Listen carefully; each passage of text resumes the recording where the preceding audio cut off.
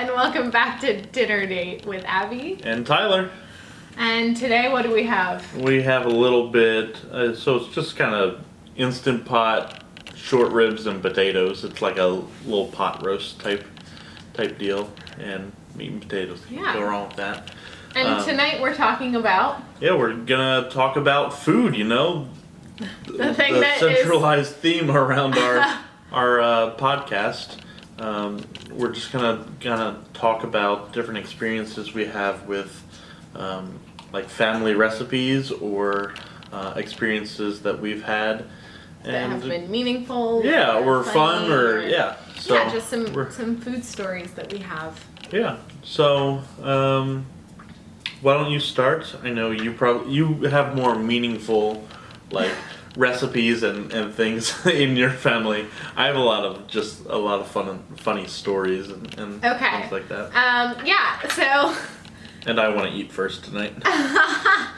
So one of the things that is like a family I don't know that I would say it's a family recipe because really I've only had it made by my grandma, but my Grandma Young always makes banana cupcakes, which are really good, and I didn't know they were banana until I was like a teenager. They're banana cupcakes with strawberry frosting, and the like frosting has like actual strawberries in it, and it's so good. And she would make them, and they wouldn't have cupcake wrappers on them. They'd just be like right out of the muffin tin, and and she would bring them to like anytime we had any like family gathering type of thing. Since it's banana and strawberry, does that make the cupcake healthy? Yes, of course. And she would put chopped up pecans on the top, and sometimes also put coconut on other ones, but she would always leave some blank without nuts or coconut on the top for my cousin Rachel. So we like to say that they're the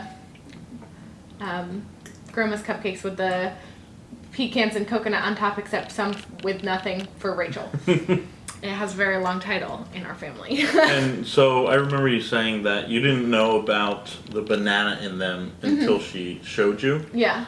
Was that like a common thing that you all would kind of cook together? Or? Well, she ran a 4-H club with us in it.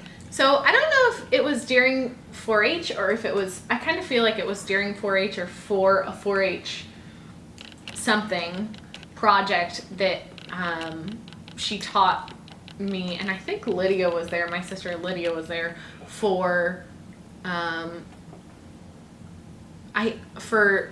learning how to make them, but I don't really remember, but it was something like that she taught us how to make it, and I do have the recipe, so at some point maybe we'll be having those as our dessert. Yeah. For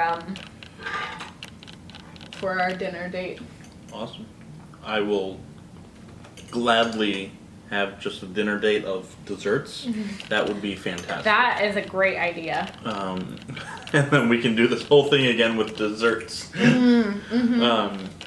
One of the coolest moments from my childhood was when we would go out to this restaurant, the entire family, Charcoal Pit.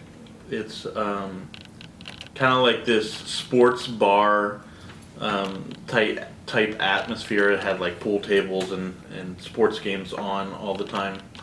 But on their menu they had everything but the kitchen sink ice cream bowl. And it's to be shared with the entire table because it's like 26 scoops of ice cream. Oh my gosh. With every topping that you can imagine. Literally everything but the kitchen sink. And we would just hand out bowls and be like, all right, here we go. Oh my gosh. And try finishing it between the 5 of us. Did you ever finish it? Every time we finished it. Wow. Yeah, I mean, we know how to eat our ice cream. And this is after dinner. there's only been a couple times where we decided to go there just for the ice cream, which was great. We actually had a time where we had a whole party join us, so there were like, I think 12 people in a long table, and we split the table down the middle and gave each side Oh my gosh. one of these things and said whoever finished first wins. They didn't win anything. Bragging rights over the other side. And that was just really fun to, one, eat that much ice cream, because ice cream is amazing. But just kind of have that fun time with family, and a little bit of a tradition, and something that we actually mimicked at like one of my birthday parties that I think it was my like 16th birthday party that we had at my house.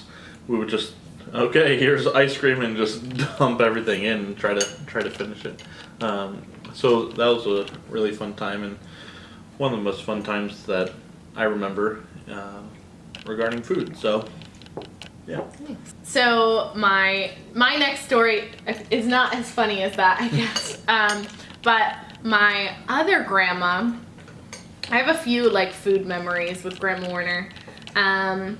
Every year we would bake sugar cookies, Christmas cookies at her house, like growing up, and like all of the cousins would go and we'd make sugar cookies. I think there were a few years that we made gingerbread houses.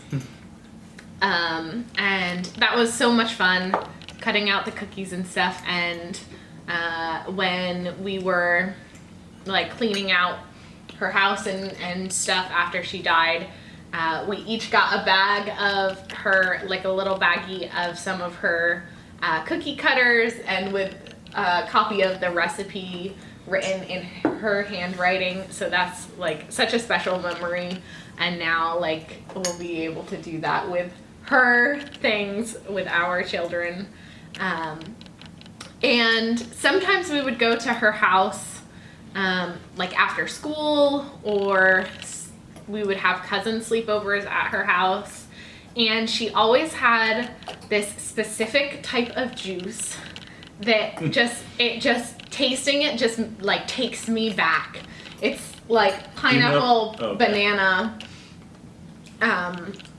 juice, and it just tastes like Grandma's house.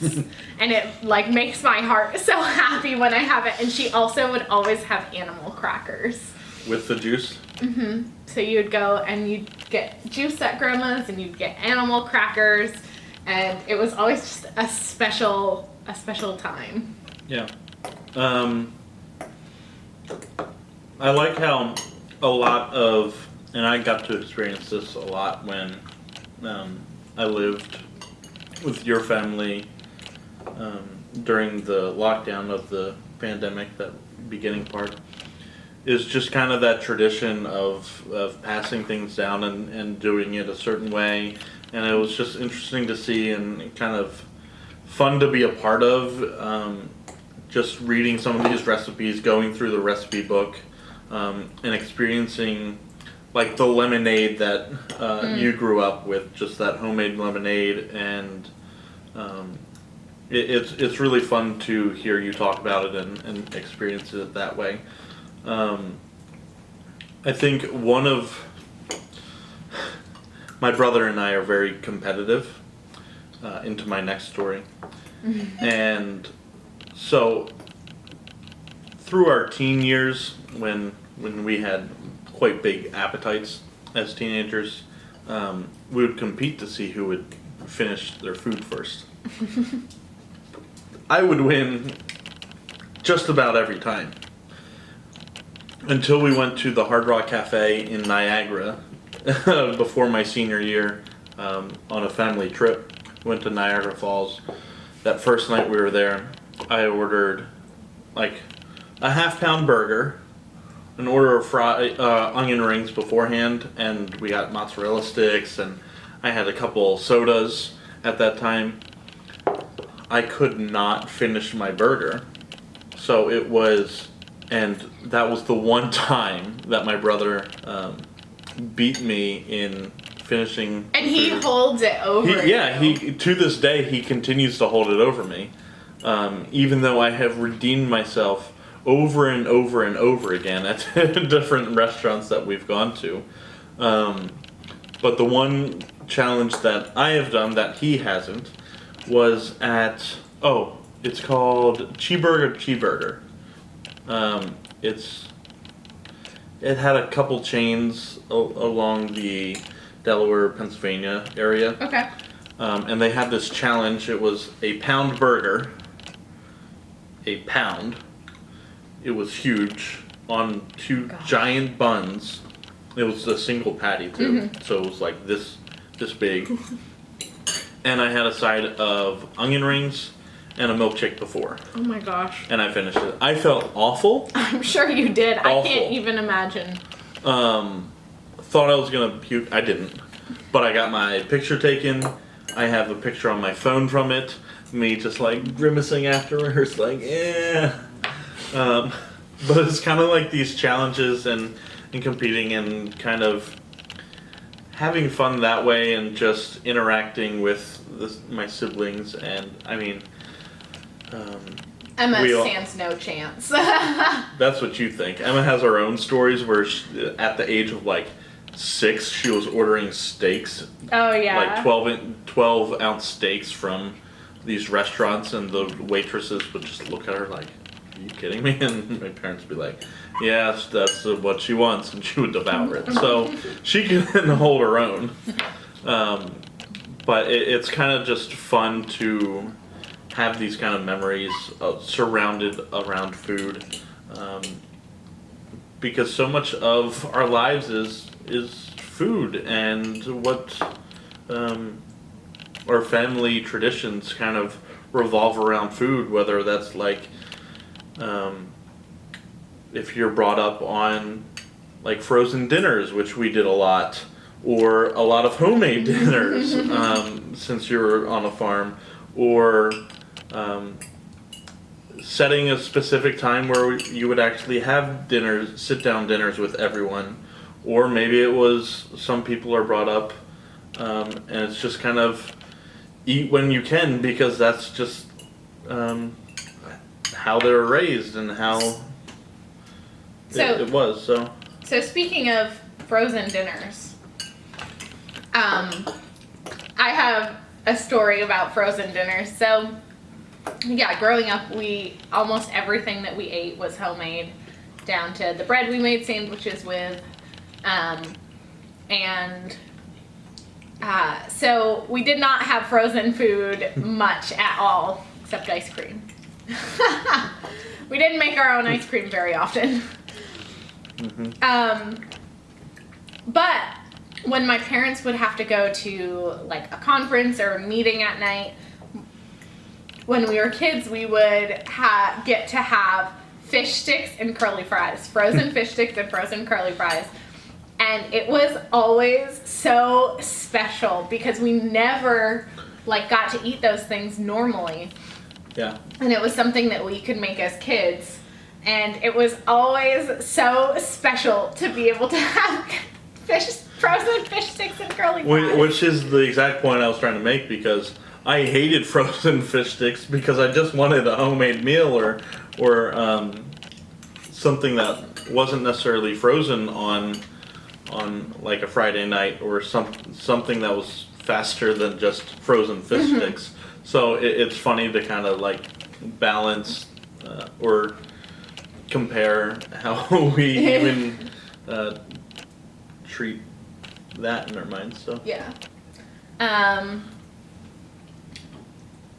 Well, another thing like that sticks out in my mind about cooking is when you were at my parents' house and we were living there and we cooked a lot together. Yeah. And there was one week your mom just kind of like was, here's what we have in the pantry and here's what meats we have, go for it. Yeah. And we kind of just laid out like 5-6 dinners and just made dinner the entire week. Yeah. And it was fun, and that's where I kind of started to like branch out on what I was making and really got into cooking, whether it be homemade pasta or homemade rolls or duck. Yeah. So, yeah. So food is definitely a special part of both of our lives, and I think that it's important for us to kind of start this tradition where we kind of have this conversation over food, so we can start having this healthy dialogue with our family and create our own traditions. So I think it will be a fun time, and yeah. Thank you for joining us for our dinner. We hope you enjoyed it. And go out and make some food memories for yourselves. Absolutely. And if you're interested in more of our podcasts, check us out on Spotify, Apple Podcasts, or on YouTube at our channel, Abby and Tyler. We're going to release podcasts, vlogs, a bunch of fun stuff on that YouTube channel. So follow us, subscribe, and yeah, we look forward to hanging out with you next week on dinner date.